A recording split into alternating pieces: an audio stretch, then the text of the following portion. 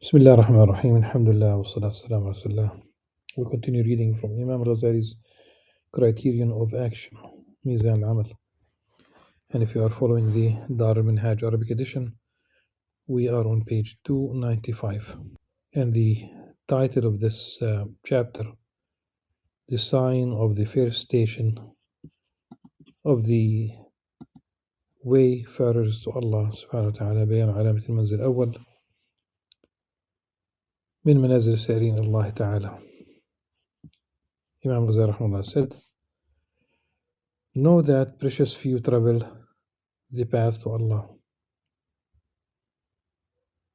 though many pretend to do so. We shall tell you two signs that you may place before your eyes, and measure yourself and others by them. The criterion. The first sign is that all of one's free-willed actions are weighed by the balance of revelation,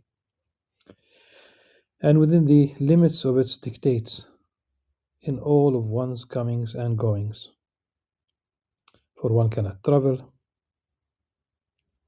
this path without first adopting all the ethics of revelation, and this cannot be done until after the character is refined in the manner we described above. This can only be achieved by abstaining from many permitted things. So how could someone who cannot even abstain from forbidden things achieve it? Nor can it be reached without the consistent observance of many voluntary deeds. So how could someone who neglects his obligations reach it? When issuing responsibilities to the world, the revelation confined itself to obligations and prohibitions in which all people share, so that fulfilling them would not cause the world to break down. The traveler of the path to Allah turns away from the here below in a manner that would cause the world to break down if all people emulated it. So how could it be attained by fulfilling the obligations alone, without any voluntary actions? Thus, Allah subhanahu wa ta'ala says, the servant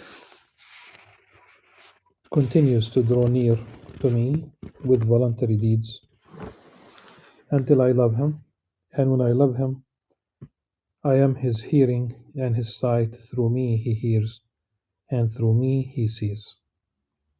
This is part of a hadith that was narrated by Imam al-Bukhari. It is sound. The wording in Arabic is close to what, and of course the translation, this is close to what really Imam al-Bukhari narrated. And of course this is Hadith Qudsi. This is Allah subhanahu wa ta'ala is speaking. من عاد لي وليا فقد آذنته بالحرب وما تقرب إلي عبد بشيء أحب إلي مما افترضت عليه وما يزال عبدي يتقرب إلي بالنوافل حتى أحبه فإذا أحببته كنت سمعه الذي يسمع به وبصره الذي يبصر به ويده التي يبطش بها ورجله التي يمشي بها وإن سألني لأعطينه وإن استعاذني لأعيذنه وما ترددت عن شيء أنا فاعله ترددي عن نفس المؤمن يكره الموت وأنا أكره مساءته.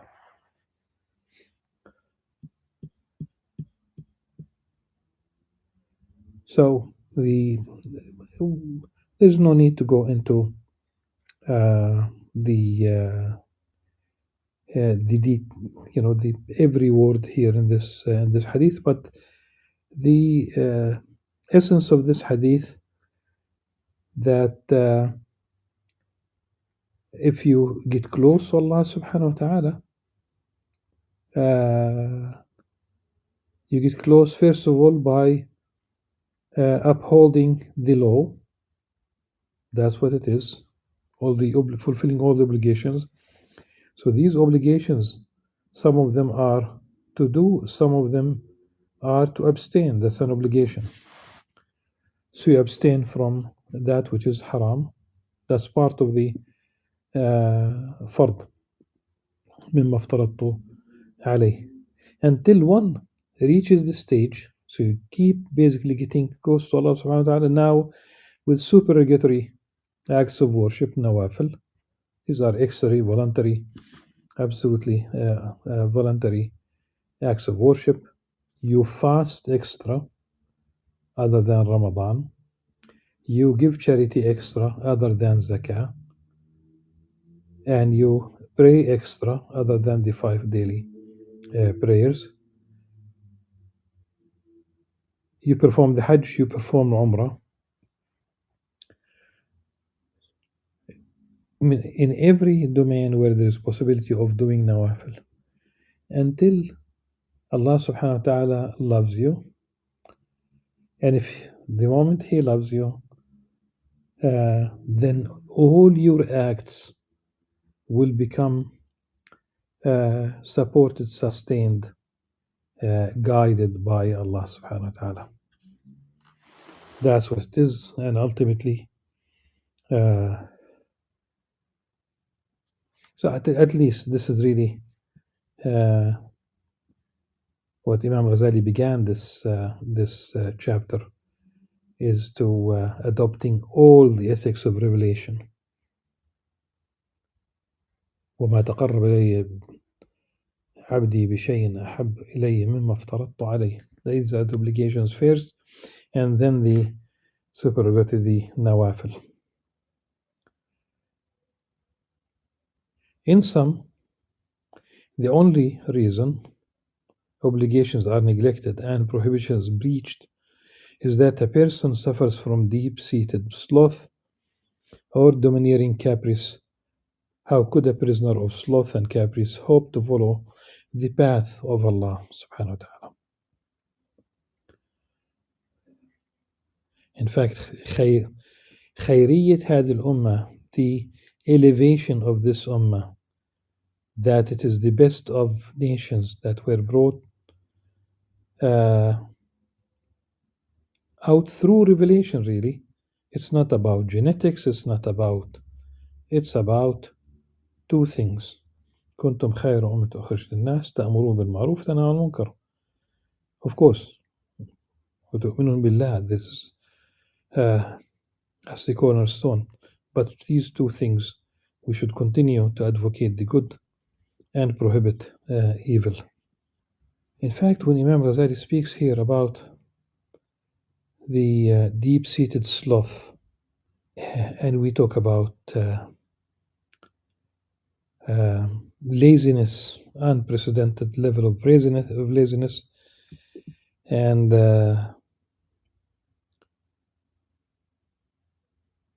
in the book of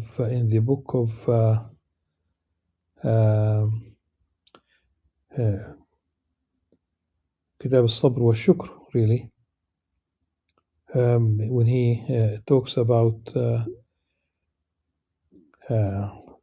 3 types of people concerning the gifts of Allah subhanahu wa ta'ala, the grace of Allah subhanahu wa ta'ala, the ni'am, and people who use the ni'am, including your own, whether it's money, whether it's a position and status in society, your own physical, the physical gifts that you have, your eyes, your tongue, your ears, your hands, your legs. So whatever gifts you have from Allah subhanahu wa ta'ala, if you use them according to the law, then you are thankful. So to be thankful for a ni'mah is really to use it in a way that pleases Allah subhanahu wa ta'ala. The opposite are those who use the ni'mah for to violate really the law. And just simply an example that usually people think of it as an easy thing, or rather they don't think much about the repercussions. For example, backbiting. So somebody who uses the tongue, which is a ni'mah, to badmouth about people, It could be lying, could be false witnessing, could be insulting, it could be cursing. Al-Ghazali lists 20 ills of the tongue, and Andalusian scholar listed more than 90, I think, ills of the tongue. So that second type is the opposite of the one being thankful. Imam Ghazali said, kafir, this is kufr ni'mah. It's not kufr that will render you outside the realm of religion. But this is really something remarkable, and this is the point I'm trying to raise. Imam Ghazali said, even those who are lazy about using the ni'mah, so you are not using it in accordance with the law, but you are not using also to break the law, but you don't use it.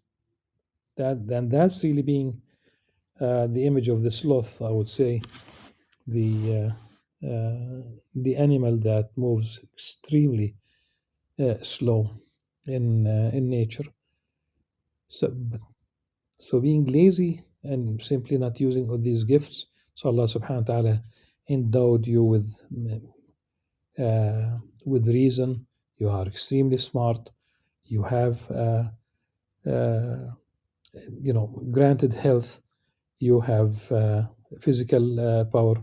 You have a chance. You have time. You are young, and you choose to be lazy. You are included in that category of kafir. This is kufru ni'mah.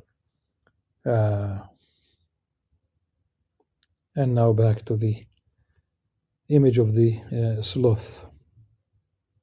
How could a prisoner of sloth and caprice hope to follow the path of Allah subhanahu wa ta'ala? You might say, the one who travels the path to Allah then is the one engaged in the struggle against sloth and caprice. As for the one who defeats them, he is an arrival, not a traveler. In response, I say that this is sheer delusion and ignorance of both the path and the destination.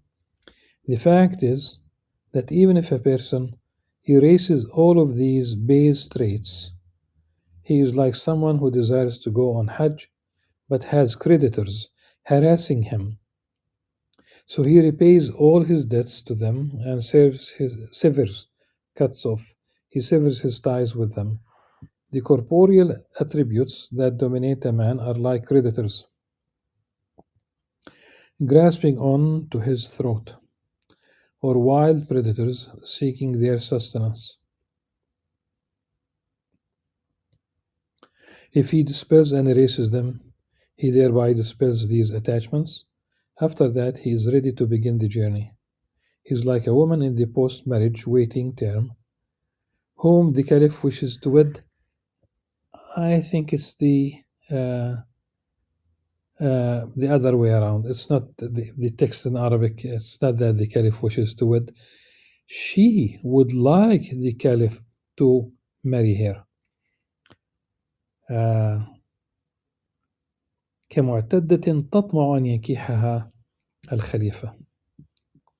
Okay. And so it's the other way around, really. So she wants to finish this period, and she wants to get married to the caliph, and she imagines that once her waiting term is over, the affair is concluded. They should get married to the caliph. Far from it. She is merely prepared to receive now that the obstacle is removed. It still remains for the caliph to come and fulfill her desire. This is a matter of divine provision.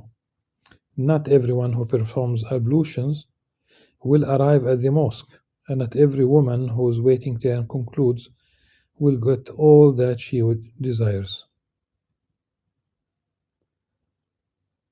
You might say, does the level of the wayfarer reach the point where some of the duties of worship are no longer required of him, and where some forbidden things no longer harm him?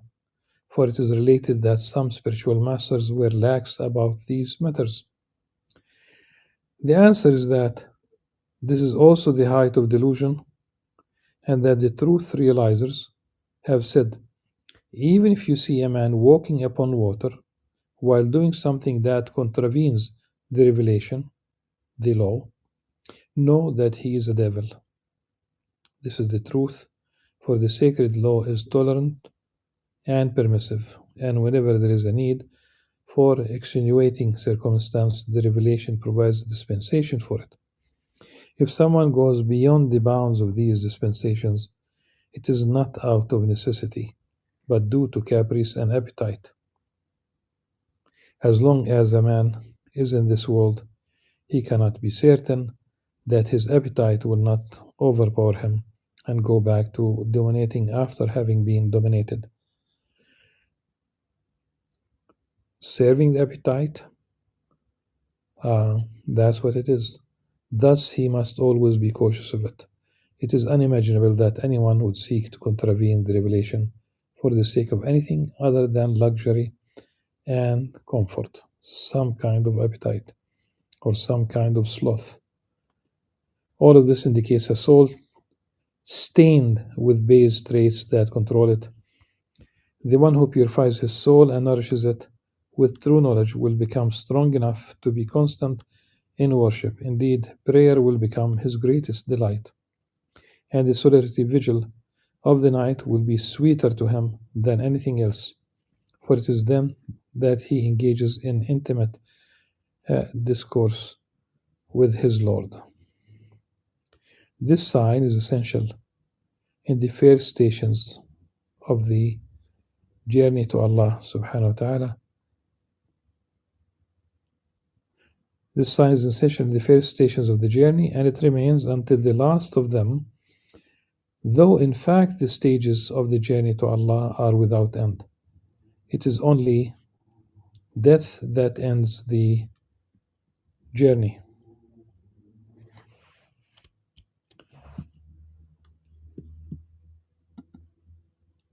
And after death, each person retains the level he attained in life, for a man dies upon what he lived upon. The second sign, the summary of the first sign, you follow the law, you uphold the law. Second sign is to have presence of heart with Allah in every moment, subhanahu wa ta'ala. Presence that is innate, not affected, and presence that is intensely gratifying. Presence that has a spirit of humility and subservience to the majesty and splendor of Allah subhanahu wa ta'ala as it is disclosed to one.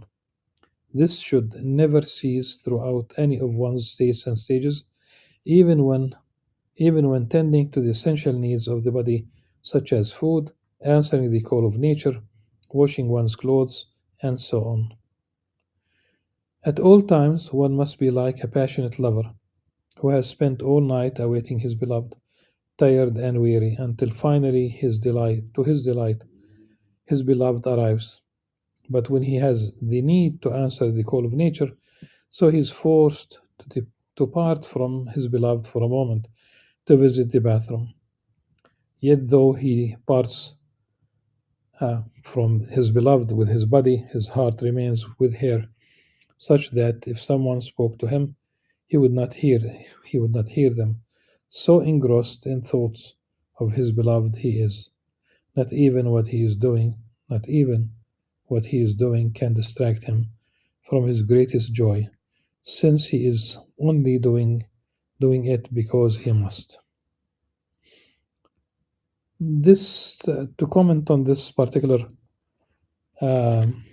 paragraph, let me say that this is why when you leave after you are done with the call of nature, when you leave the bathroom, you seek God's forgiveness, because it's a place where you cannot mention the name of Allah subhanahu wa ta'ala.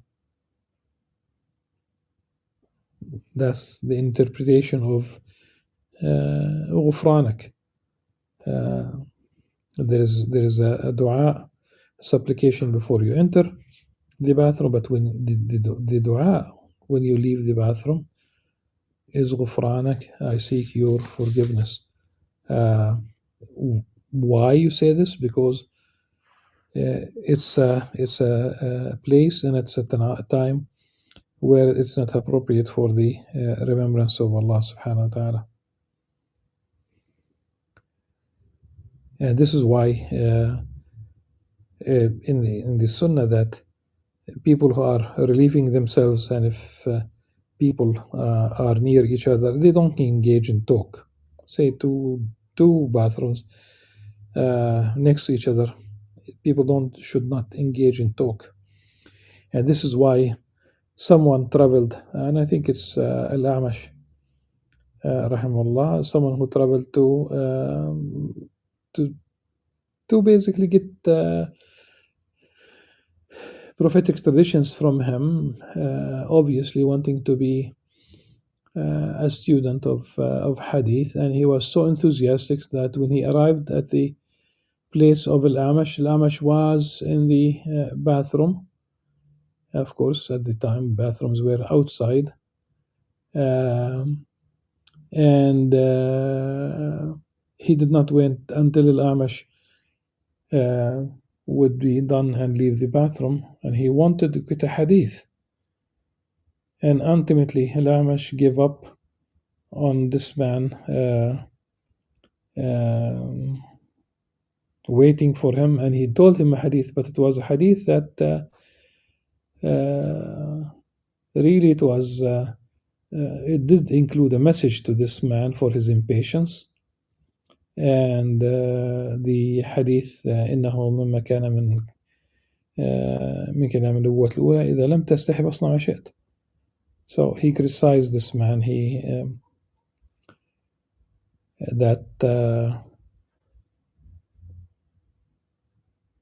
Ultimately, if you this is from the remains of previous the words of prophets from before, that if you are not ashamed of yourself, do whatever you want. So this man was simply following the Amash to the bathroom, and that's really not adab, not the etiquette with teachers, etc. The wayfarer must be like this throughout his worldly activities, which should be limited to the essential needs of his body, while his heart throughout is directed towards Allah subhanahu wa ta'ala with the utmost veneration and humility. The sexual appetite can be as powerful as this in someone who is dominated by it. When his eye falls upon the beauty of a human being, created from a filthy drop of fluid, which quickly becomes a filthy, dry stain, yet, despite this, his passion is quite justified. How should it not be justified, then, to feel such passion when perceiving the infinite majesty and beauty of Allah subhanahu wa ta'ala? In sum, this path cannot be followed without intense longing, total desire, and all-consuming will. Longing and desire begin with the perception of the beauty of the object of desire, which gives rise to yearning and passion. The perception of the beauty of the object of desire begins with the fixing of the eye upon it, to the exclusion of all other objects of vision. Just so, your yearning and desire will be aroused to the extent that the majesty of Allah subhanahu wa ta'ala appears to you. And this will determine your effort and motivation. Passion then increases during the course of the companionship, as more and more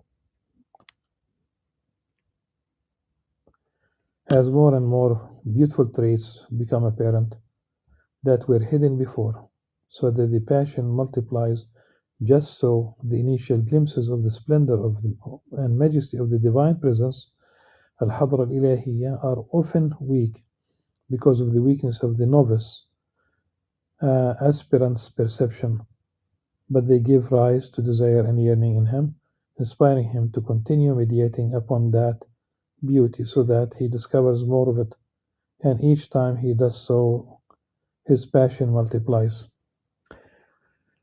The passionate lover seeks to be near his beloved, and likewise, the aspirant seeks to be near Allah subhanahu wa ta'ala, not spatially near, or in the sense of uh, bodies coming into contact, or in the sense of the perfect beauty of a form becoming visible and present to the faculty of sight.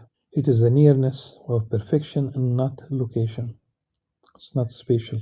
Examples can do no more than present a distant image of this, but a truer depiction would be the love of a pupil feels for his teacher and his desire to be near to him through his perfection. He draws near to him by furthering his studies and continues to approach him bit by bit.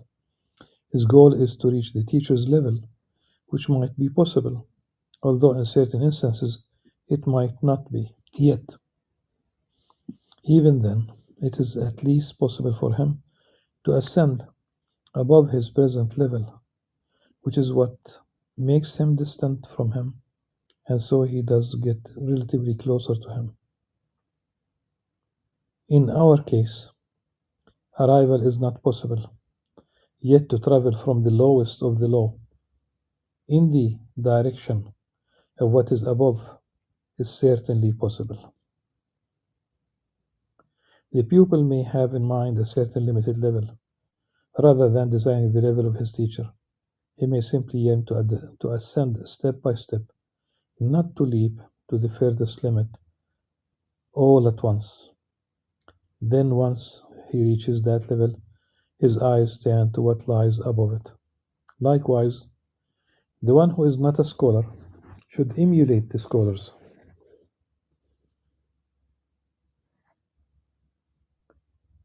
who are the heirs of the prophets,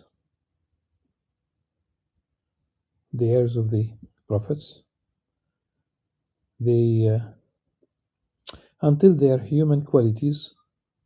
Sorry.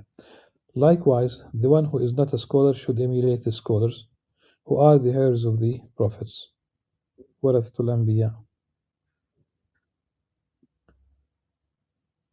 The scholars, for their part, emulate the saints,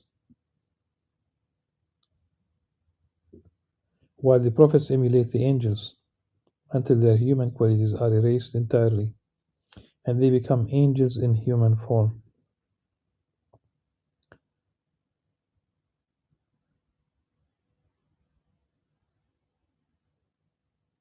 The angels too have their levels, the higher of which are desired by those in the lower. The angels nearest Allah subhanahu wa ta'ala are those between whom and the first real there is no mediator. The first real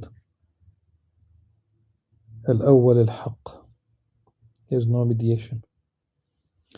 They are endowed with the purest beauty and most complete splendor relative to the perfect splendid beings beneath them. Yet every beauty and splendor is nothing compared to the beauty of the lordly presence.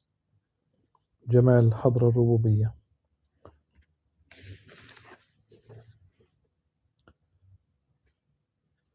This is how to understand the concept of nearness to Allah subhanahu wa ta'ala. You should not imagine that He is in a house in paradise whose door you might approach, such that you could be physically near Him. For the Lord of Lords is transcendently above such a thing, nor are you offering a gift to Him by worshipping Him, such that He might be delighted and elated by your gift and be pleased with you, in the manner that people draw near to kings by seeking their approval and fulfilling their desires, which is called drawing near. Allah is utterly beyond the concepts of approval and displeasure, or delight in service, or elation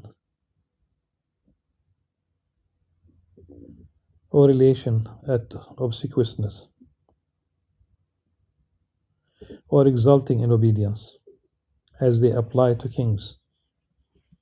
To believe any such thing is sheer ignorance. You might say, but many common people believe this. Perhaps they do, but you will not find ambergris in a tanner's shop. How can you hope to gain any sort of level as long as you look for the truth in men, or indeed in donkeys?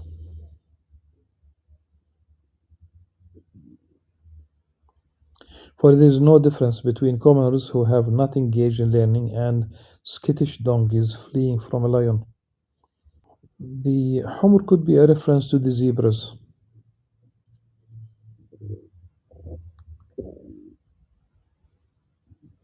Do you not see that?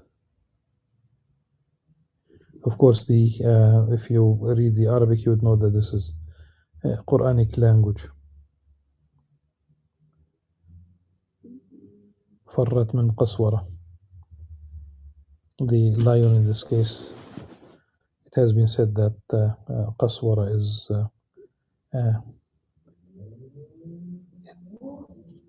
of course effectively it's like Amharite, like an Ethiopian word for lion originally, but it is of course would be once it is used in Arabic in the Quran, like the word Sirat, it's Arabic. Do you not see that they believe that Allah subhanahu wa ta'ala is sitting upon the throne beneath a green canopy, and their other anthropomorphic beliefs?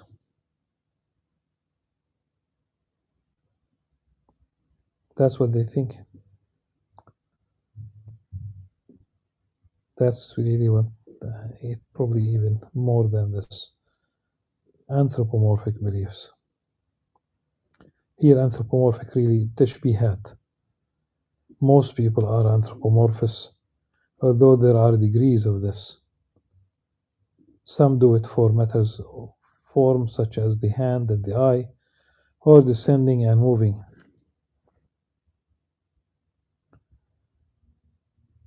Descending, like the descending during the last 1/3 of the night. I mean, if they think that this is moving from A to B and back to A,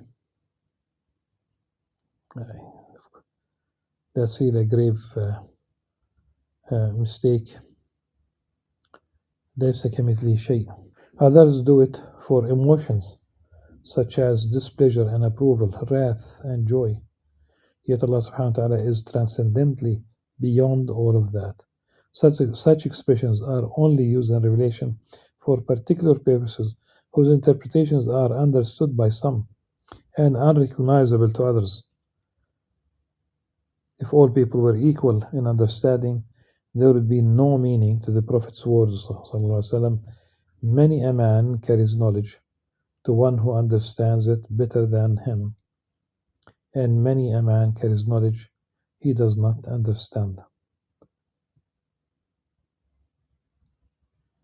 رب حامل فقه غير فقيه ورب حامل فقه لمن هو أفقه منه. Let us, and this is the last part of this chapter, let us say no more about the subject, for it rattles the chains of madmen and sets devils loose. And we thank Allah subhanahu wa ta'ala for his gifts. ونحمد الله تعالى على ما أولى من نعمائه ومنح من آلائه.